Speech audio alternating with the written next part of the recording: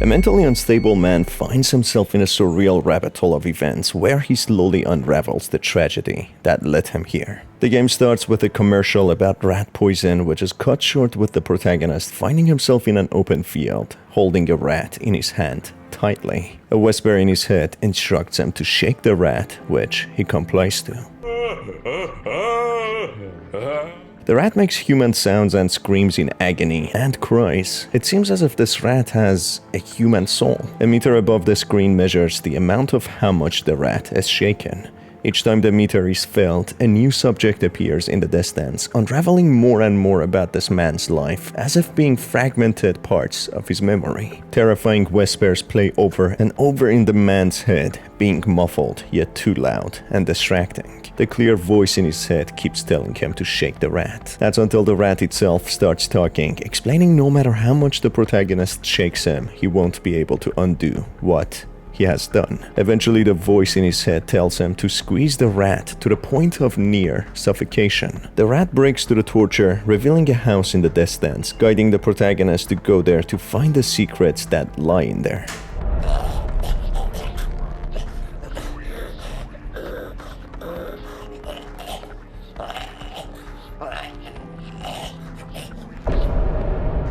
I yield. You've broken my will, O great shaker of rats. The answers you seek are over there. Beyond that hill stands a house that was not there before. A house that has no familiar shape. A house built by sin. Go now, Ratshaker. Seek what you yearn for.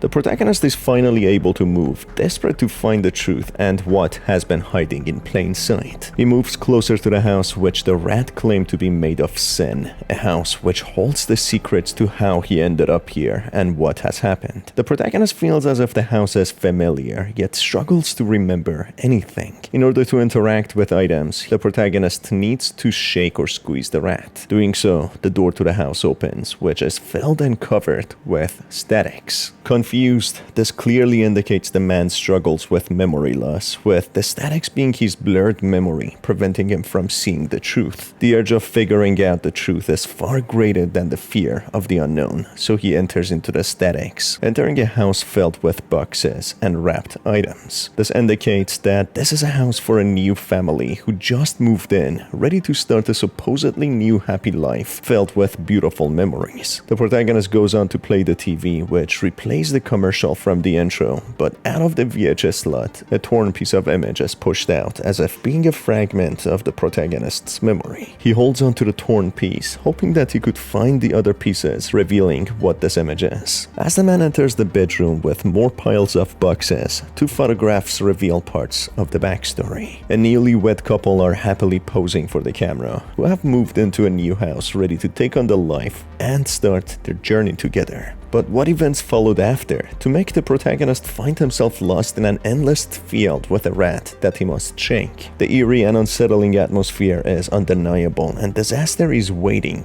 to strike. As the protagonist goes further down into the house, scattered newspaper articles reveal a sinister secret. A man with covered eyes is seen on the photo, closely resembling the man who was posing earlier on a photo with a woman. Could this be the same man who was newlywed to the woman who moved into his house to start their new life? What has he done and what has he been labeled for? It's clear by now the protagonist is the same man on the photo, someone who is tormented by guilt for something that he has done. As the rat explained, creating a house made of sin. As the man goes through the door, he enters a new timeline. He is in the same house, but sometime later, as we see the boxes having disappeared and piles of empty bottles left behind. Images on a lamp table display how the man has picked up a new habit of drinking, posing with bottles of beer. The left behind empty bottles of beer display how he has given in to drinking. Interacting with surreal items in the house, they ignite and blow up,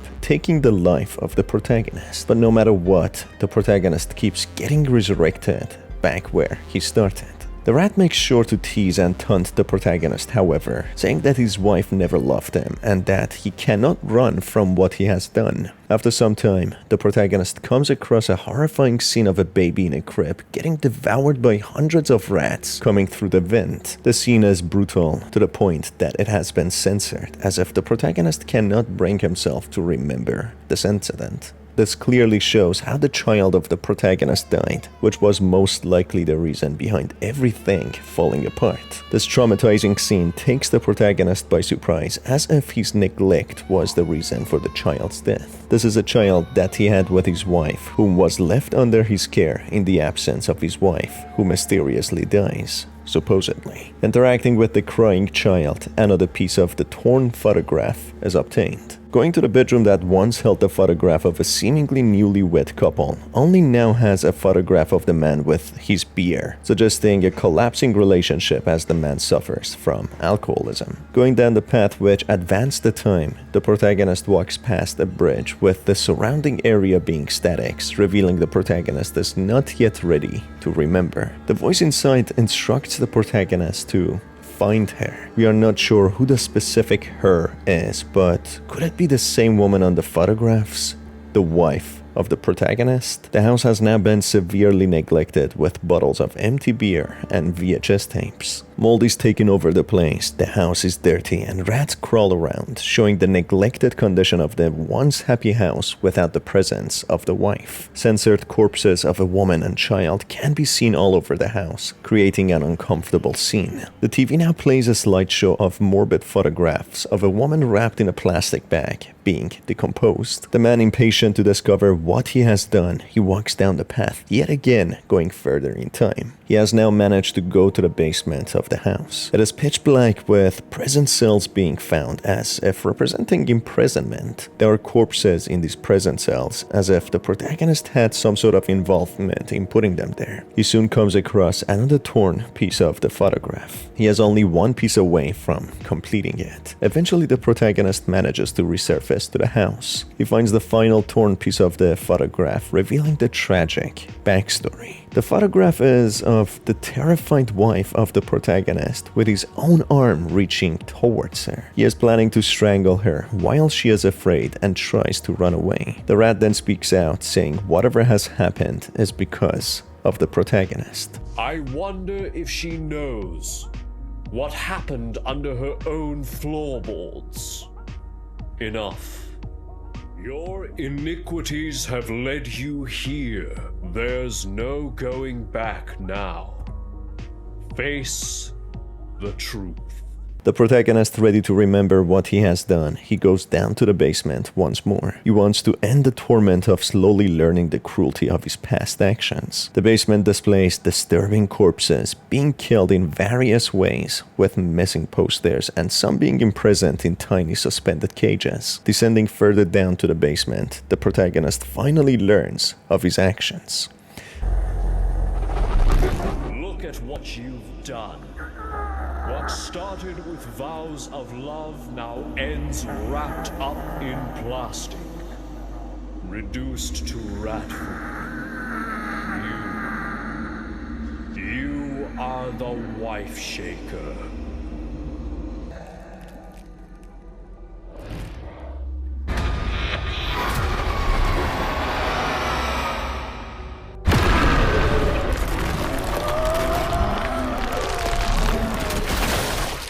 The rat explains that the protagonist was the one who killed his own wife, wrapped her in plastic bags to hide her corpse, placing her in the basement, who ends up as rat food, with the rats gnawing at the corpse. He ends up calling the protagonist a wife shaker, effectively explaining whatever he did to the rat, he actually did to the wife. He was physically and mentally harming her, squeezing, strangling, and shaking her. His problem with alcohol made him a killer who started going insane, killing his own wife after months of neglect, insults, and abuse. The baby in the crib also being devoured by rats could potentially mean the protagonist was a father who whether directly or indirectly killed his own child, hiding its body in the basement, which eventually was devoured by rats. The many corpses in the basement trapped in cages, accompanied by missing posters, could also potentially mean the protagonist didn't stop at killing his own wife and child, but he potentially killed others. He possibly killed people close to the wife in order to kill the secret with them. But as we learn through another ending, the protagonist is eventually caught when the police surround his house and kill him.